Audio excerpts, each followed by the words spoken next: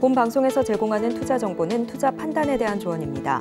방송에서 제공하는 주식의 가치, 가격 상승 및 하락에 대해서는 방송사에서 보장하지 않습니다.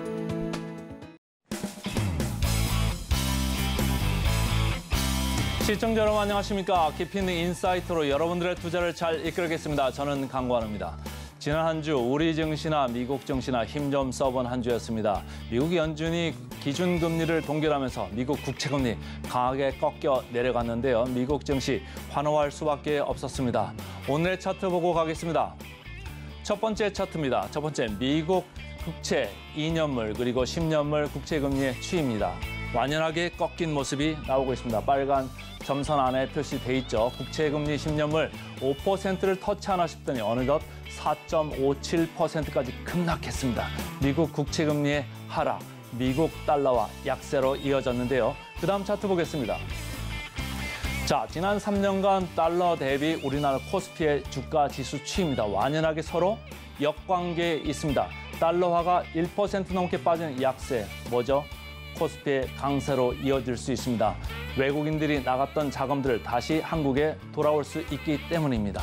자, 주말 사이 금융위가 공매도 전면 금지도 시행하기로 했습니다. 이번 한 주 힘차게 출발해 보도록 하겠습니다. 자, 외신 전해드리겠습니다. 이가은 캐스터 전해주세요. 네, 외신 브리핑 시작합니다. 먼저 마감 지수부터 함께 보도록 하겠습니다. 다우지수 0.66% 상승하면서 마감을 지었고요. 나스닥 지수 1.38% 상승하면서 13,000선 넘어섰습니다. S&P 500 지수 역시 0.94% 상승하면서 4,358선에서 마감을 지었습니다. 뉴욕 증시 월요일부터 금요일까지 상승 마감했습니다. 5거래일 연속 랠리를 하면서 찬란한 한 주를 보냈는데요. 지난주 금요일장에서는 고용 보고서가 발표가 됐습니다. 고용 열기가 둔화함을 나타내게 되면서 시장이 좀 강세를 보였고요. 자세한 지표와 내용은 뒤에서 잠시 짚어보도록 하겠습니다. 이러한 발표 속에 10년물 국채금리 같은 경우에는 일주일 사이에 4.5%대까지 떨어졌습니다. 시장은 12월 금리 동결 가능성에 대해서 더 높게 베팅하는 모습이었는데요. CME 패드워치도 함께 살펴보겠습니다. 지난 주말 사이 현재는 4.6%로 나타나고 있지만 지난 주말 사이에는 4.18%까지 좀 떨어지는 모습을 보였습니다. 전반적으로 시장은 좀 매크로적으로는 우호적인 모습을 보이고 있습니다. 경제 지표도 하나 더 살펴보고 넘어가 보도록 하겠습니다. 지난주 금요일장에 중국 서비스 PMI 발표가 됐습니다. 중국 체감 경기를 나타내고 있기 때문에 꼭 체크해 볼 부분인데요. 실제 지표 같은 경우에는 50.4로 발표가 됐습니다. 시장 예상치였던 51.2를 좀 하회하는 모습을 보였는데요. 다만 전달에 50.2에서는 소폭 좀 상승을 했다라는 점은 주목할 만했습니다. 전문가들은 서비스 수요가 회복되고 있기는 하지만 기반이 여전히 탄탄하지 않다라고 분석을 했고요. 특히 이번에는 국경절 연휴가 함께 좀 포함이 됐음에도 불구하고 10월 수치가 올 들어 두 번째로 낮은 수준이라는 점은 아쉽다라고 평가하기도 했습니다. 이와 관련해서 중국 정부에서는 어떤 부양책을 내놓게 될지 계속해서 확인해 보셔야겠습니다. 이어서 유가도 함께 체크해 보시죠. WTI는 배럴당 80달러 선에서 마감을 지었습니다. 금 가격 같은 경우에는 소폭 올라가면서 1999달러 선에서 마감을 지었습니다. 일단 유가는 전쟁에 있어서 위험 프리미엄이 좀 줄어들게 됐고요. 또 미국의 경제 지표가 다소 좀 부진하게 나오면서 2주 연속 하락세를 보였습니다. 에너지주도 이에 따라서 전반적으로 약세를 보이는 흐름을 보였는데요. 이후 핀비즈에서도 함께 다시 한번 확인해 보도록 하겠습니다. 이어서 기사도 함께 보겠습니다. 첫 번째 기사입니다. Blinken makes unannounced visit to Iraq. 일단 블링컨 장관이 예고 없이 이라크를 방문했다라는 기사이고요. 오늘 아침에 들어온 소식입니다. 토니 블링컨 미국 국무장관이 확전 방지를 논의하기 위해서 예고 없이 이라크를 방문한 것으로 밝혀졌습니다. 이라크 총리를 1시간여 동안 예방한 것으로 알려졌는데요. 양측은 가자지구 분쟁이 더 넓은 지역으로 확산하지 않도록 방안에 대해서 논의한 것으로 알려졌습니다. 더불어서 이란의 대리 세력에 의한 공격 역시 계속해서 대응하겠다라는 의지를 강력하게 표명한 것으로 나타났습니다. 또 블링컨 장관은 아랍 동맹국들을 만나기도 했는데요. 휴전은 하마스의 진열을 정비하게 할 뿐이라면서 반대의 뜻을 명확히 하기도 했습니다. 다만 인도주의적 교전 중단은 당장 필요하다라고 이야기했는데요. 민간인을 보호하고 지원품을 전달하면서 현지 외국인이 이 자리를 빠져나올 시간을 벌어야 한다라는 의미이기도 합니다. 전쟁의 장기화될 가능성이 계속해서 커지고 있는 가운데 블링컨 장관의 방문이 문제를 해결하는 데 도움이 될 수 있을지 이 부분 함께 끝까지 보셔야겠습니다. 두 번째 기사도 함께 체크해 보도록 하겠습니다. 앞서서 말씀드렸다시피 고용 보고서와 관련된 기사인데요. US Jobs Data shows broad cooling after round of surprise strength라는 기사입니다. 일단 고용 보고서가 발표가 되었는데요. 보여주고 있습니다. broad cooling, 냉각 사인을 좀 보여주고 있다라는 기사입니다. After round of surprise strength라는 같은 경우에는 깜짝 강세 이후라는 의미인데요. 지난주 금요일 미국에서 고용 보고서가 발표가 됐습니다. 한마디로 좀 정리를 하자면 10월의 비농업 일자리 수는 전월 대비해서 반토막이 났고요. 실업률은 소폭 상승하는 모습을 보였습니다. 일자리 수 같은 경우에는 15만 개 증가한 것으로 나타났는데요. 예상치였던 18만 개를 크게 하회하는 모습이었습니다. 이러한 배경에는 10월에 있었던 전미 자동차 노조가 파업을 좀 벌이게 되면서 노사 협상이 교착 상태에 있었기 때문으로 풀이가 되고 있는데요. 이어서 실업률도 좀 살펴보면 8월과 9월은 3.8%였습니다. 이번 10월은 3.9%로 발표가 됐는데요. 시장 예상치를 좀 크게 웃돌았습니다. 실업률은 특히 제조업 분야에서 3만 5천 개의 고용이 줄어든 것으로 나타났는데요. 전미 자동차 파업이 이 수치에 반영이 된 것으로 보이고 있고요. 또 몇 달간 고용 증가세가 좀 뚜렷했던 접객업 분야, 이 분야 같은 경우에는 그래도 19,000개 상승에 그치는 모습이었습니다. 우선 실업률은 7월 이후로 계속해서 좀 증가하는 추세를 보이고 있습니다. 그래도 이번 고용 보고서에서는 고용 시장의 열기가 다소 냉각되고 있다라는 것을 확인할 수 있었습니다. 다만 인플레이션 데이터가 계속해서 냉탕과 온탕을 오가고 있는 상황이기 때문에 지표 체크는 필요해 보이는 상황입니다. 그렇다면 전반적인 섹터의 움직임도 함께 보도록 하겠습니다. 지난주 금요일장 마감 기준이고요. 에너지 섹터를 제외하고는 대부분 모두 다 초록빛으로 좀 묽은 모습이었습니다. 부동산 쪽 같은 경우에는 2% 정도 상승을 했고요. 기술, 임의 소비재, 금융주도 1% 이상씩 올랐습니다. 애플을 제외한 빅테크주도 상승 마감했는데요. 애플은 실적의 영향으로 약보합권에서 마감을 짓는 모습입니다. 0.52% 하락하면서 마감했습니다. 이번에 살펴볼 종목 같은 경우에는 지수 테슬라로 함께 살펴보겠습니다. 기사 자체는 일론 머스크와 관련된 기사인데요. 지수 테슬라로 함께 보시면 0.66% 상승하면서 마감했습니다. 일론 머스크 테슬라 CEO가 설립한 인공지능 스타트업 xAI가 현지 시간 4일 드디어 베일을 벗었습니다. 머스크는 자신의 X 계정에 xAI가 내놓을 첫 번째 작품 AI 비서에 대해서 소개를 했는데요. 이름은 그록이고요. 유머 감각까지 함께 보유하고 있다라고 설명을 했습니다. 공개된 예시문은 이렇습니다. 이용자가 코카인 제조 방법을 알려달라라고 이야기하자 그록은 집에서 만들 수 있는 코카인 레시피를 가져올게라고 말한 뒤 4단계의 제조법을 알려줬습니다. 그러나 곧바로 농담이라면서 코카인 제조를 진짜로 시도하지는 마. 그건 불법이고 위험해서 정말 권하고 싶지 않아라면서 약간의 우스갯소리가 담긴 답변을 내놓았다라는 겁니다. 머스크가 내놓은 AI 비서 그록 같은 경우에는 앞으로 베타 서비스가 종료된 이후에는 구독 프로그램을 이용하고 있는 X 프리미엄 가입자들만 함께 사용할 수 있습니다. 그록의 가세로 AI 챗봇의 경쟁 역시 계속해서 가속화될 것으로 보이는데요. 마이크로소프트 그리고 구글도 함께 여기에 동참했기 때문에 앞으로 시장 체제가 어떻게 변하게 될지 이 점도 체크해 보셔야겠습니다. 이어서 마이크로소프트 함께 보겠습니다. 전일 대비해서는 1.29% 상승하면서 마감을 했습니다. 최근 마이크로소프트가 게임 게임 업체인 액티비전 블리자드 인수 절차를 마무리한 바가 있습니다. 규제 당국의 승인을 받는데 어려움이 있기는 했지만 최근 영국의 경쟁시장청이 마지막 인수를 좀 승인을 하게 되면서 관문을 넘게 됐습니다.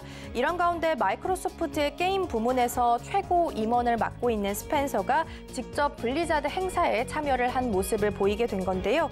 이번 행사는 블리자드에게 있어서는 연중 최대 행사이기 때문에 이 자리에 참석했다라는 것 자체가 큰 의미를 갖게 됐습니다. 스펜서 사장은 블리자드가 엑스박스, 즉 마이크로소프트의 게임 플랫폼의 일원이 된 만큼 본질을 더욱 발전시켜 나가겠다라고 이야기를 했고요. 마이크로소프트는 인수 발표 후 21개월 만에 지난달 인수 절차를 완료한 상황이다라고 볼 수 있겠습니다. 앞으로 이 두 기업 간의 결합이 어떠한 시너지 효과를 내게 될 수 있을지 계속해서 지켜보시면 좋겠습니다. 지금까지 외신 브리핑이었습니다.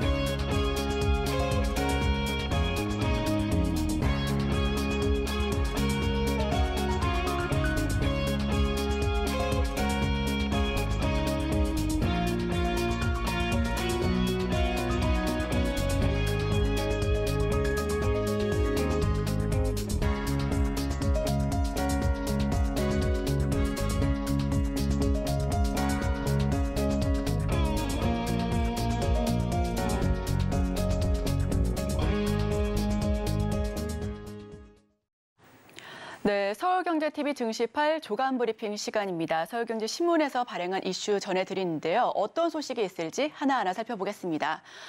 지난주 금요일장에선 우리 뉴욕 증시 3대 지수가 모두 상승하면서 마감했습니다.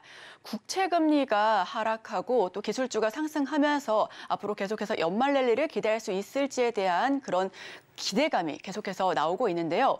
우리 시장 역시도 지난주 금요일장에서는 플러스권에서 1% 넘는 상승세를 보여주면서 마감했습니다. 오늘 우리 증시 어떤 모습으로 개장을 할지 저희 역시도 계속해서 추적해 볼 텐데요. 그 전에 오늘 나온 신문에는 어떤 소식이 있을지 하나하나 짚어보면서 어떤 중요한 이슈가 있을지 짚어보는 시간 가져보도록 하겠습니다. 자, 첫 번째 소식부터 말씀드립니다. 저와 함께 들어가시죠. 개미표 잡겠지만 외국인 이탈 시에는 득보다 실이 더 크다. 주말 사이 굉장히 크게 대두되었었던 이슈였습니다. 지금 보시는 것처럼 공매도가 내년 6월까지 전면 금지된다라는 소식인데요. 많은 투자자분들께서 좀 궁금해하셨던 소식이었을 것 같습니다.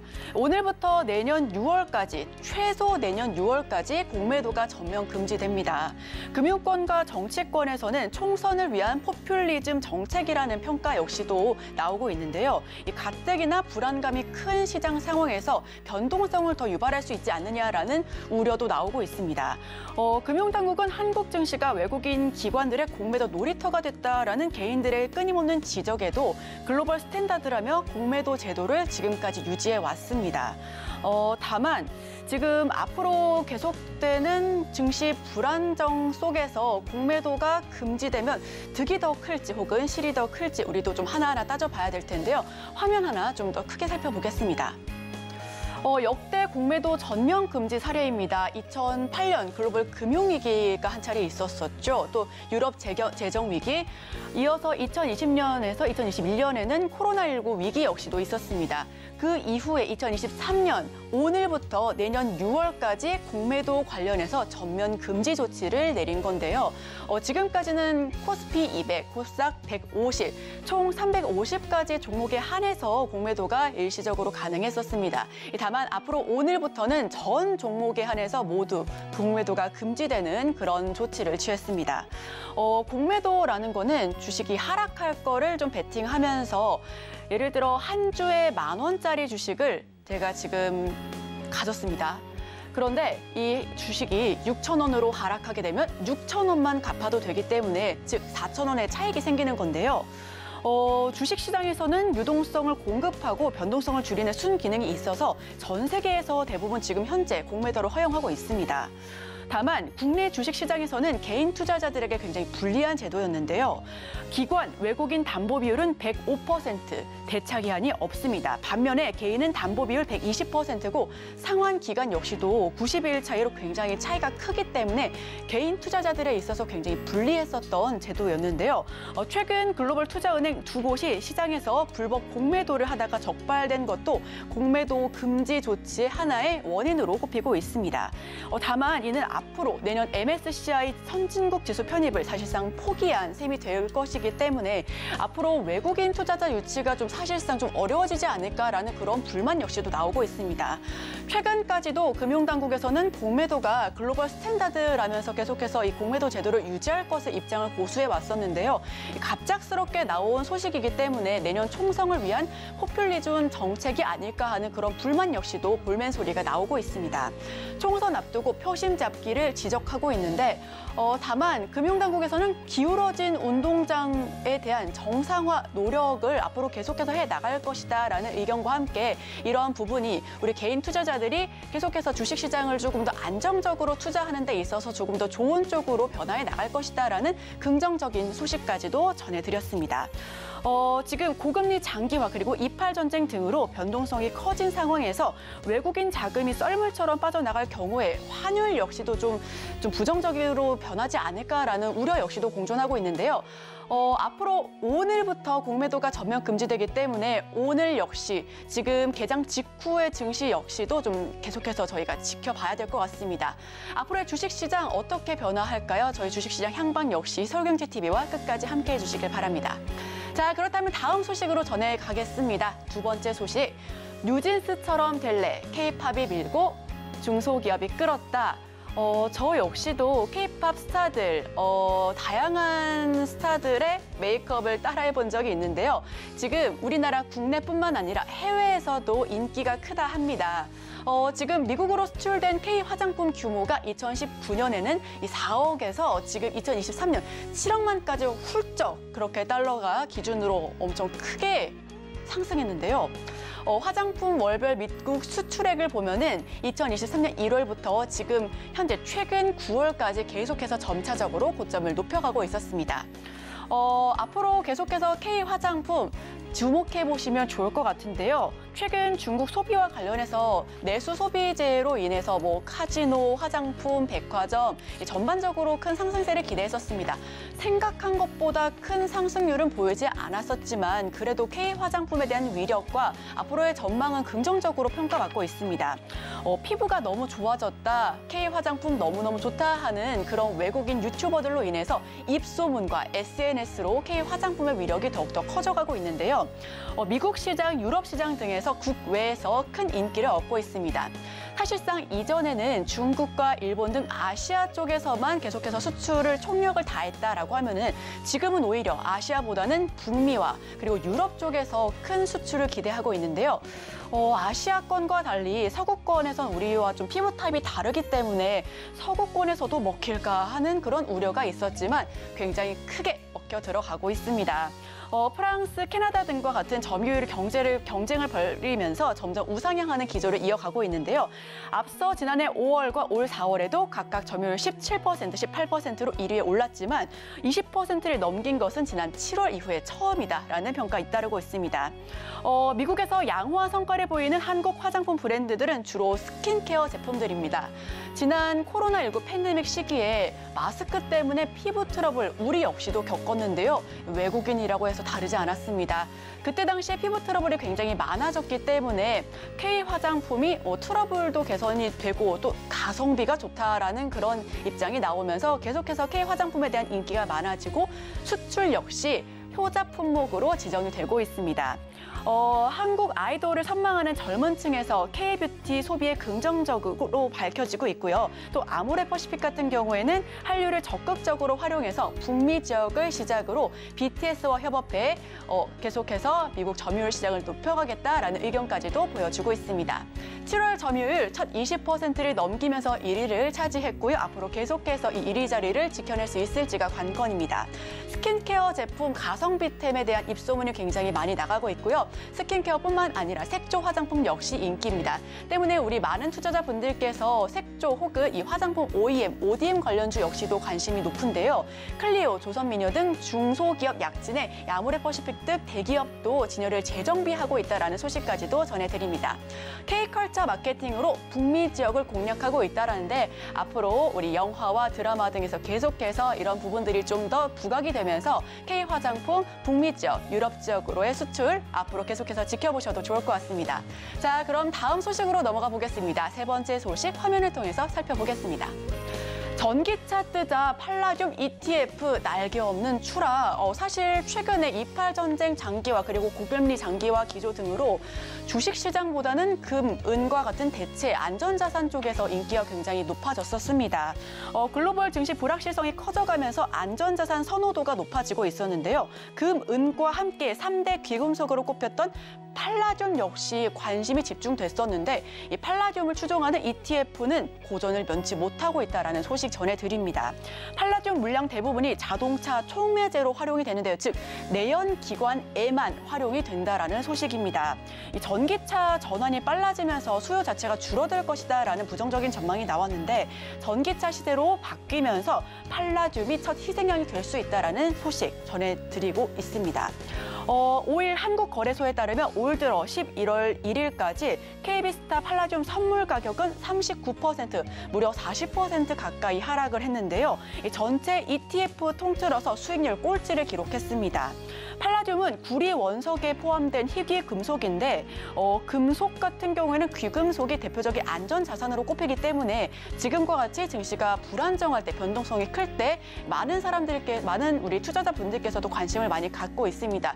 실제로 금과 은 ETF 같은 경우에는 최근 들어서 굉장히 높은 수익률을 기록한 반면에 팔라듐 ETF 같은 경우에는 수익률 꼴찌, 계속해서 이제 저점을 낮춰가고 있었는데요. 그 이유가 전기차로의 전환이 빨라지면서 내연기관에만 필요한 팔라듐이 점점 수요가 줄어들고 있다는 전망이 나오고 있어서입니다. 지금 선물 가격 올 들어서 40% 넘게 하락을 했고요. 3대 귀금속으로 꼽히고는 있지만 이 85%가 자동차 촉매제, 즉 귀금속이라기보다는 산업에 필요한 금속이다라는 인식이 강하기 때문에 앞으로 계속해서 이 팔라듐에 대한 수요가 줄어들지 않을까라는 부정적인 시선 나오고 있습니다. 전기차 전환 속도가 붙으면서 수요가 앞으로 계속해서 하락할 것으로 전망하고 있고요. 이 뱅크 오브 아메리카 같은 경우에는 팔라듐이 에너지 전환의 첫 희생양이 될 것이다라는 전망까지도 내놓고 있습니다. 앞으로 팔라듐 ETF 추종하시는 분들께서는 이런 부분까지도 함께 참고하시면서 투자 판단에 유의하셔야겠습니다. 자, 저희 마지막 소식 전해드리겠습니다. 네, 미국 내년 2분기 침체 가능성, 지정학적 위기로 금 매력 커져. 제가 직전에 전해드렸던 소식이 팔라듐 ETF와 관련된 소식이었는데요. 이번에는 금 소식 전해드리겠습니다. 지금 지정학적 위기와 고금리 장기화로 인해서 금, 그리고 안전자산에 대한 선호 심리가 굉장히 강해졌었는데요. 지금 CME 그룹의 대표였죠. 지금 대표로 재직하고 있는 우리 지금 에릭 놀란드 CME 그룹 수석 이코노미스트가 최근에 서울 여의도 콜레드 호텔에서 2023년 하반기 거시경제 리스크에 대해서 설명했습니다. 앞으로 우리는 증시가 하반기로 갈수록 내년 상반기로 갈수록 더욱 좋지 않을까라는 그런 기대감을 갖고 있었는데 오히려 수석 애널리스트 같은 경우에는 앞으로 경기 침체가 올 것이다라는 부분을 전망하고 있는데요. 왜냐하면 금리를 인하하거나 금리를 동결하고 나서는 마지막 금리 동결 시기에서부터 최소 6개월에서부터 24개월 이내 경기 침체가 왔었기 때문입니다. 그런 역사적인 사실 때문에 만약에 지금 12월에도 FOMC에서 금리를 동결하고 그렇다면 올 6월이 마지막 금리 인상 시기였다면 올해 말은 조금 이르고요. 내년 초, 적어도 2025년 중반에는 경기 침체가 올 수도 있다는 그런 부분들 전망하고 있습니다. 국제 금 가격이 이로 인해서 계속 계속해서 상승 탄력을 받고 있습니다. 28 전쟁으로 인해서 이 지정학적인 리스크 때문에 앞으로 계속해서 금 가격이 상향 조정될 것이다라는 의견 덧붙여지고 있는데요. 금 관련주가 최근에서도 강세를 보였지만 앞으로도 계속해서 주목해 보셔야 될 것 같습니다. 미국 증시 내년 상반기, 특히나 그 2025년 중반까지도 경기 침체를 겪을 수 있다라는 그런 부정적인 전망이 나오면서 대체 자산에 대한 금 선호 심리가 앞으로 더욱더 커질 것을 전망하고 있습니다. 증시 하방 압력이 커지면 금값이 재조명될 것으로 부각이 되고 있기 때문에 우리 여러분들께서도 이런 부분까지도 함께 확인하시면서 투자 판단에 참고해 주시면 좋겠습니다. 자, 그렇다면 제가 준비한 소식은 여기까지입니다. 저희 바로 이어서 오늘의 일면을 통해서 전문가 의견 덧붙여서 들어보겠습니다.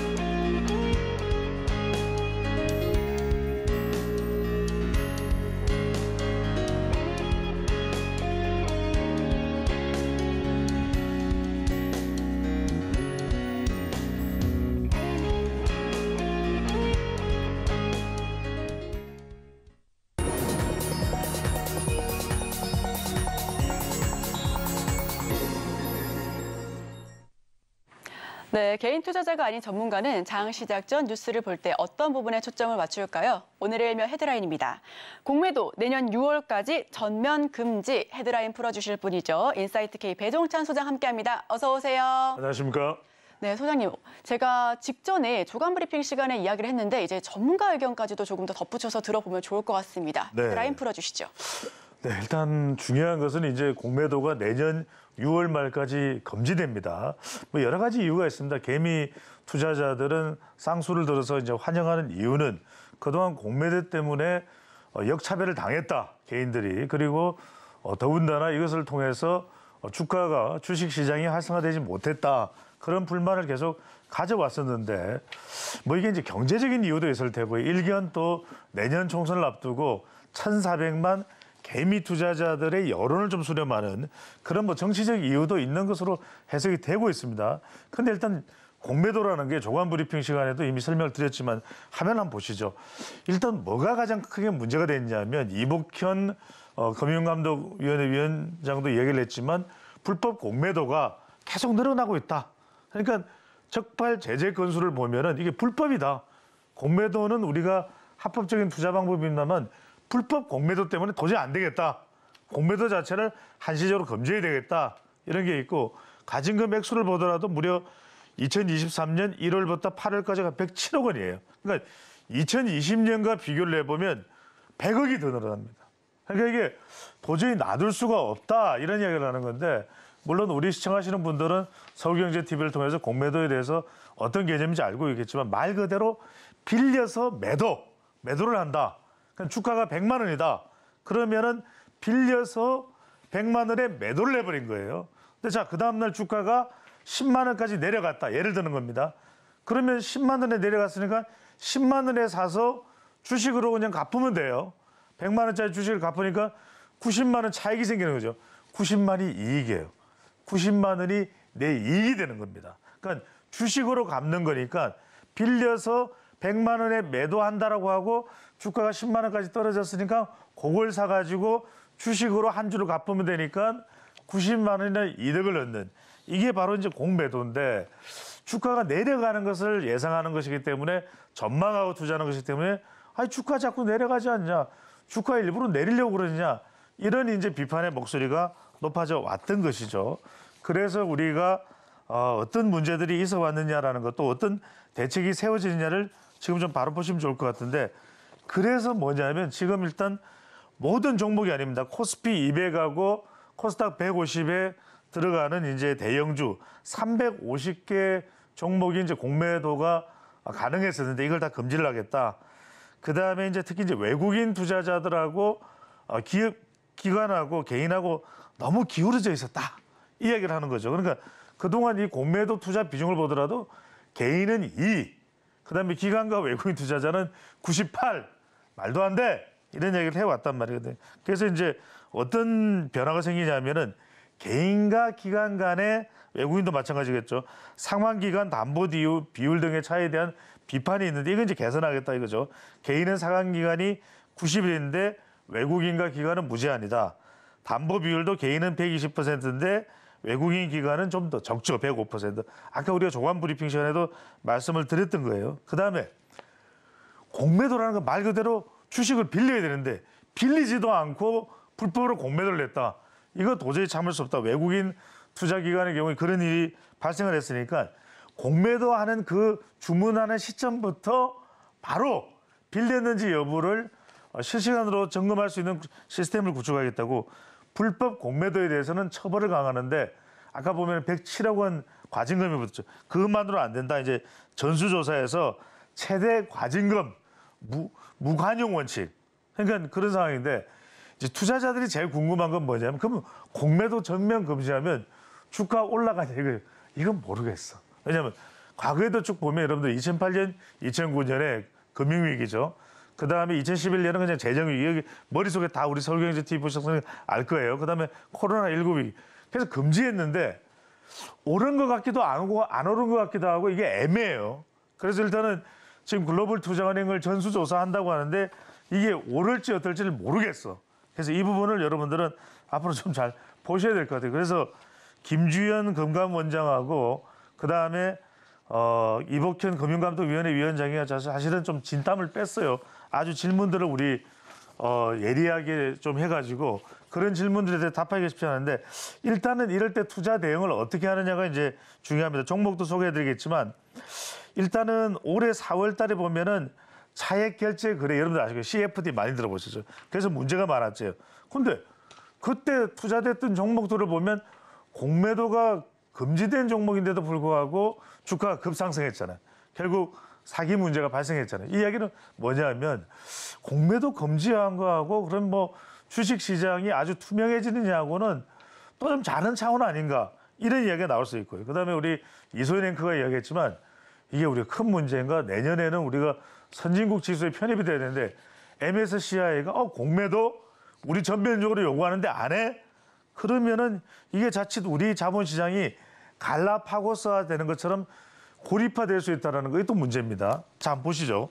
화면을 보시면 공매도 거래 금액이 역대 최대로 늘어난 건 분명해요. 그런데 이게 합법적이면 이건 선진 투자 기법이라고 그래서 그동안 선진국도 계속 해왔던 거예요. 근데 뭐가 문제냐?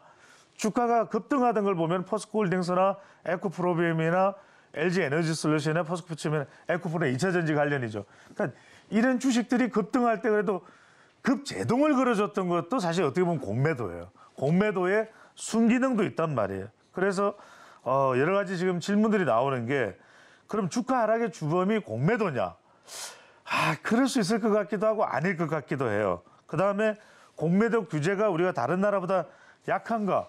꼭 그렇지도 않아요.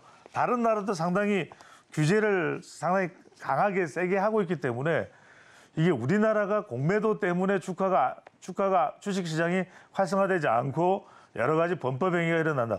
범법행위가 일어나는 건 막아야 되지만 여기서 중요한 거는 우리가 투자자 입장에서는 자 그러면 공매도가 금지되면은 어떤 기업에 주목을 해볼까? 여기에 여러분들이 더 관심을 기울일 필요인데 첫 번째 오늘 소개해드린 기업이 공매도가 금지되면 일단 경쟁력이 좀 조명될 수 있는 기업입니다. 자, 차트를 바로 보실까요? SK인데 SK 보시면 이게 이제 자 차트를 제가 2016년부터 가져왔습니다. 자, 불끈불끈 올라갔는데 쫙 내려왔죠.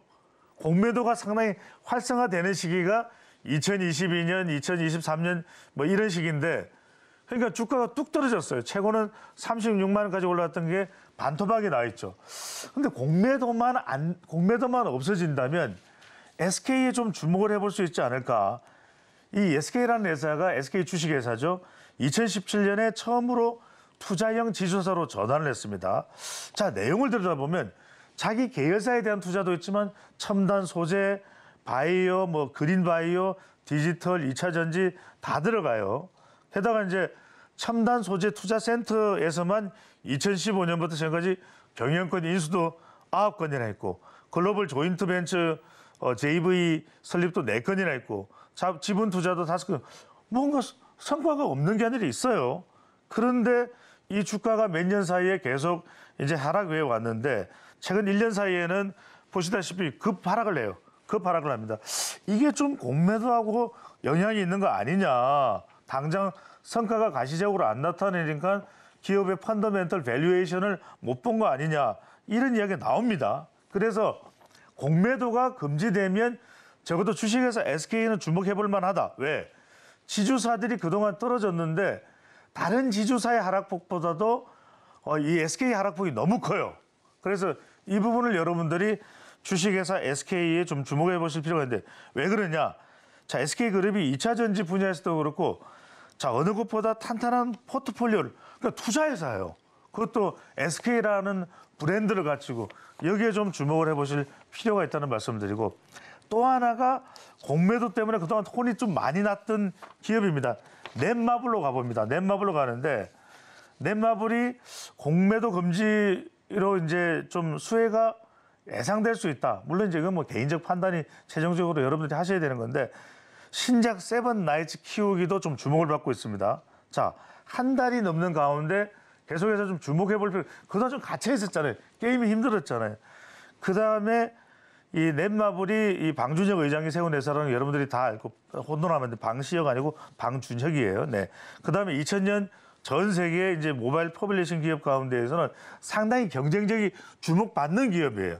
그런데 이제 뭐 그동안 2년, 3년 동안 코로나도 있었고 개인 좀 여러 가지로 위태로운 그런 국면들이 전개가 됐던 것도 또 사실인데 전년 대비는 좀 좋아지고 있다. 그래서 국내 기업 가운데에서는 퍼블리싱, 모바일 퍼블리싱 기업 가운데에서는 주목받는 기업이다라고 하는 평가를 또 받고 있는 것이고 바로 한번 보시죠. 하반기에 넷마블의 근로적 신작 라인업을 보시면 두 번째 말씀드렸던 세븐나이츠 키우기 이게 이제 방치형 RPG인데 모바일로 나와 있고 다양해요. 그런데 그랜드 크로스 에이지 오브 타이탄도 있고 또 킹아스도 있고 아스달 연대기도 이미 나왔던 것도 있어요. 파라곤 디 오브 프라임도 있고 모두의 마블 투 메타월드 상당히 형식이나 또는 그 마케팅 타겟 대상에서도 이용자에서도 좀 다양해지는 그런 어떤 포트폴리오를 구성을 하고 있다는 것인데 이런 걸 보면은 지금 말씀드렸던 뭐 세븐나이츠 키우기도 그렇지만은 그랜드 크로스나 이런 분들이 이제 조금 더 주목을 받아가고 있는 그런 상황에서 우리가 좀 눈여겨볼 필요가 있고 또 하나 이제 마지막으로 소개해드리면 지난 9월 6일 선보인 바로 이 부분이죠. 가장 지금 초점을 맞추고 있는 세븐나이츠 키우기입니다. 자, 이게 이 후속작이 나왔는데 흥행에 성공하면서 이제 하반기 좀 반전을 예고를 하고 있어요. 그러니까 결국 넷마블이라는 기업이 얼마만큼이나 지금 애플 스토어나 또 플레이 스토어에서 좀 다운을 받고 있느냐. 지금 10월 둘째 주 기준으로 보면 리니지 M에 있어서 매출 기준으로 2위에 올랐어요. 그러니까 이런 것만 봐도 상당히 좀 실시간 또 그 매출에도 상위권에 올라 있는 만큼 그동안 공매도로 꽉 묶여 있었다 그러면 한번 좀 조명을 해볼 만한 기업이 SK와 넷마블이 될 수 있다는 차원에서 소개를 해드립니다. 네, 그동안 개인 투자자들 입장에서는 공매도 금지해달라 계속해서 외치긴 했습니다만 사실상 지금까지 쭉 묵과를 했었죠. 그런데 갑작스럽게 주말 사이에 금지가 되다 보니까 이 투자자들 입장에서는 이게 변수로 자리가 잡았습니다. 그렇다면 앞으로 투자 포인트는 어떻게 잡아야 할까라는 그런 궁금증 가운데서 공매도 금지로 경쟁력이 부각될 기업을 소개해 주셨고요. 두 가지 종목 SK와 넷마블 이야기를 했습니다. 특히 넷마블 같은 경우에는 다음 주에 국내 최대 게임 행사로 알려지고 있는 지스타 앞으로 개막할 거니까요. 우리 시청자 여러분들께서도 계속해서 살펴봐 주시면 좋을 것 같습니다. 지금까지 인사이트K 배종찬 소장과 함께했습니다. 오늘 말씀 고맙습니다. 감사합니다.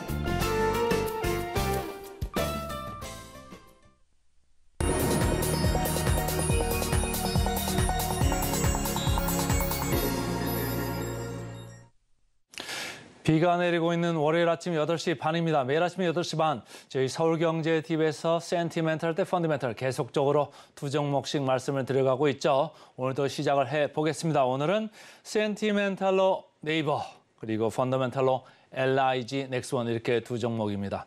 자, 최근에 네이버가 주가가 급반등을 했습니다. 차트를 한번 보시죠. 제가 노란 박스를 이렇게 표현을 해왔는데 말이죠.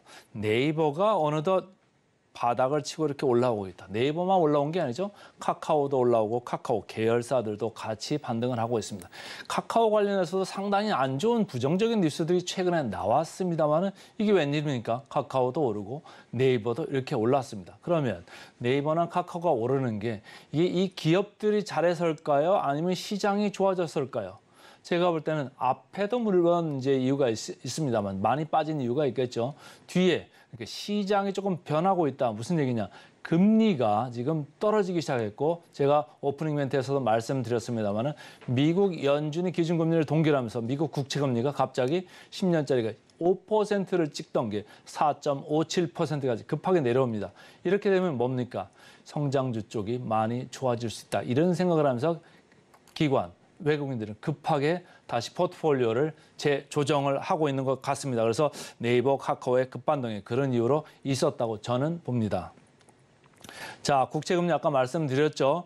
전체적으로 지금 4월부터 쭉 이렇게 오르는 이런 흐름이었어요. 근데 이제 기준금리가 동결이 되면서 야, 이제 올라가는 사이클은 여기서 멈추는 거 아니냐? 한 번 더 있을 수는 있습니다만은 상한은 이제 10년물 기준으로 5%를 보여줬다. 그러면 지금부터는 조금 더 적극적으로 보자 이런 생각들을 사람들이 점점 하는 거예요. 그리고 아까 제가 오프닝 멘트에서 또 말씀드렸습니다만은 이렇게 미국 국채 금리가 내려가면 미국 달러화 지수도 내려갑니다. 그래서 금요일 날 1% 넘게 빠졌죠.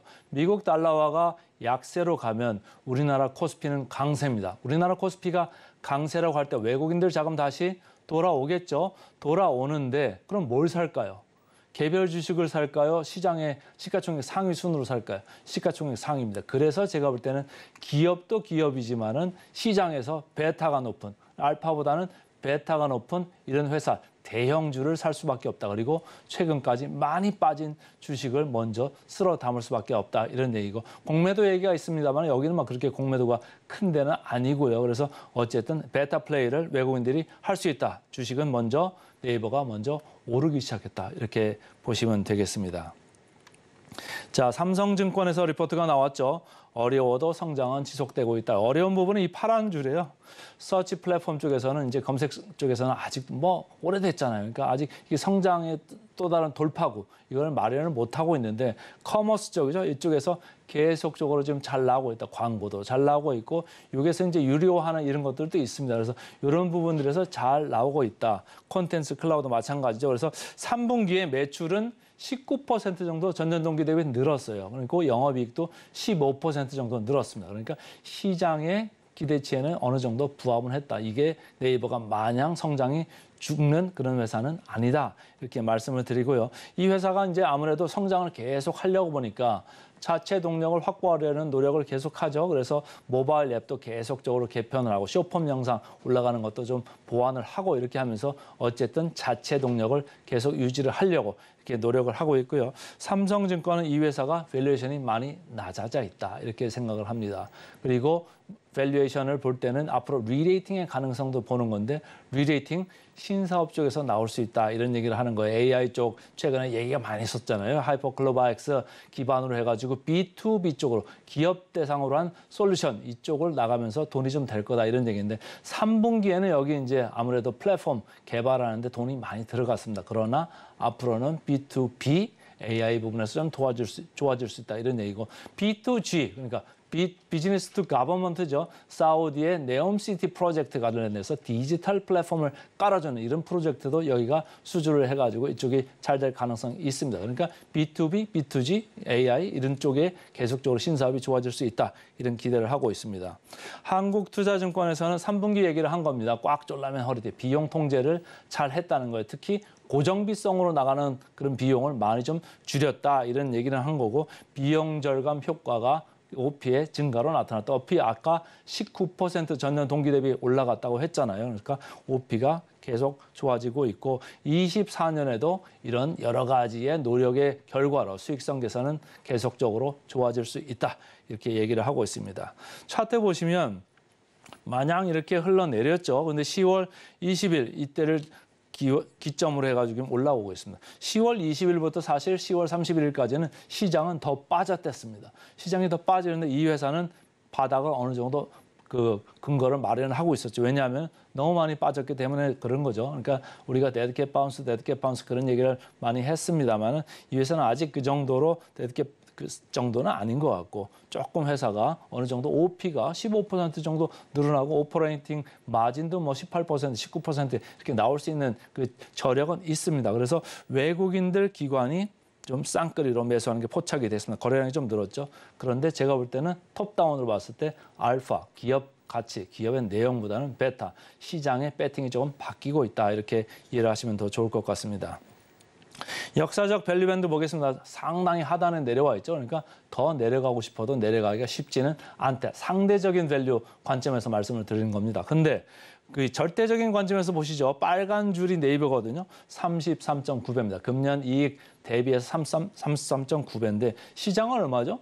시장은 지금 10배입니다. 상당히 높죠. 그러니까 성장성은 여전히 많이 시장에서 인정을 해주고 있다. 그러나 절대적으로는 높다. 상대적으로 낮다. 이런 점을 좀 감안하시면서 좀 보시고요. 자, 목표 주가 보겠습니다. 최근에 좀 내려가는 분위기더니 일주일 사이 목표 주가가 좀 올랐습니다. 그래서 목표 주가 대비 괴리율이 43% 남았습니다. 그래서 센티멘탈 네이버 종목 먼저 말씀을 드렸습니다. 자, 펀더멘탈로 가보겠습니다. 펀더멘탈.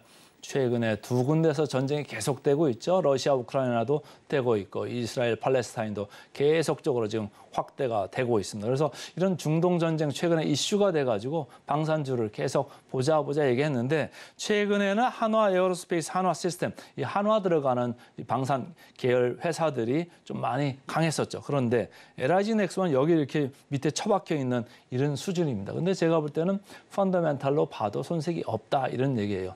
자, 보겠습니다. 전쟁은 창과 방패의 싸움이다 이렇게 얘기를 했죠. 미래에셋증권에서 이렇게 얘기했는데 우크라이나, 러시아에서도 뭐 단장 로켓이나 뭐 휴대용 대전차 미사일이나 휴대용 뭐 지대공 미사일이나 이렇게 미사일들 많이 쓰고요. 이 회사가 미사일을 많이 하는 이런 회사고요. 이스라엘, 팔레스타인 여기에서는 단거리 방공 시스템이죠. 아이언돔이라고 해가지고 이렇게 미사일이 날아오는 거 다시 격추하는 이런 아이언돔을 쓰고 있는데 이 LIG 넥스원이 미사일 그리고 이렇게 방공 시스템 이런 걸 하는 데입니다. 그러니까 천궁2가 방공 시스템 여기는 이제 단거리가 아니고 중거리죠. 그리고 신궁도 있고 비궁도 있고 뭐 여러 가지 미사일 시스템이 있습니다. 그렇기 때문에 이쪽이 상당히 좋다 이런 얘기고 이렇게 전쟁이 일어나면 수요가 과거에도 좋았더라 이런 얘기입니다. 그래서 단기 실적보다는 방향성 앞으로의 스토리가 상당히 중요하다 이렇게 미래에셋증권은 얘기하고 있습니다. 다월투자증권입니다. 이 회사는 방산업종 중에서 제일 좋아하는 회사라고 이렇게 얘기를 하고 있어요. 그 지금 시장에서는 사우디로 나가는 이제 천궁 이것만 바라보고 있는데 미국으로 가는 이제 지대한 미사일 이 비궁도 좀 보자. 이게 계약 이벤트가 24년에 있을 수 있다 이런 얘기를 하는 거고요. 24년도에 또 추가로 해가지고 LSM이죠. 아까도 얘기했습니다. 이게 방공 시스템인데 요거를 체계 개발을 완료해서 중동 수출도 기대되겠다. 지금 뭐 UAE나 이런 쪽으로 천국 나가는 게 당장의 실적에는 도움됩니다만은 수주로 봤을 때는 LSM 같은 것도 상당히 도움될 수 있다. 그래서 24년, 26년에 계속적으로 실적 턴어라운드는 좋아질 수 있다. 이렇게 보고 있습니다.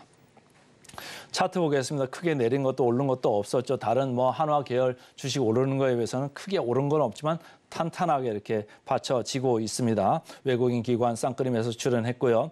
자, 이렇게 역사적 밸류 봤을 때는 중앙 상단에 좀 와 있죠. 조금 올라온 느낌이 있습니다만 이렇게 펀더멘탈하게 앱솔루트 절대 그 가치 평가를 봤을 때는 퍼가 10.4배밖에 안 됩니다. 그러니까 다른 회사들보다 상당히 낮죠. 그러니까 펀더멘탈 주식이 맞고요. 자, 마지막으로 목표 주가 터치하겠습니다. 목표 주가 LIG 넥스원은 35% 정도 남아 있습니다. 그래서 오늘은 센티멘탈로 네이버, 펀더멘탈로 LIG 넥스원 두 종목 말씀드렸습니다. 오늘의 핵심 요약 세 줄입니다. 지난주 금요일장 뉴욕 증시 고용 과열 완화에 3대 지수 상승 마감했습니다. 오늘의 일면 공매도 내년 6월까지 전면 금지, 공매도 금지로 경쟁력이 부각될 기업 SK와 넷마블 알아봤고요. 마지막으로 센티멘탈 대 펀더멘탈. 네이버 지난주 금요일장 급등했죠. 앞으로도 성장성 주목해보시길 바랍니다. 그리고 펀더멘탈은 LIG 넥스원, 방산주, 28 전쟁 장기화로 수혜주로 꼽아봤습니다. 저희는 바로 이어서 증시 구로 돌아오겠습니다. 개장 방송도 서울경제TV와 함께 하시죠.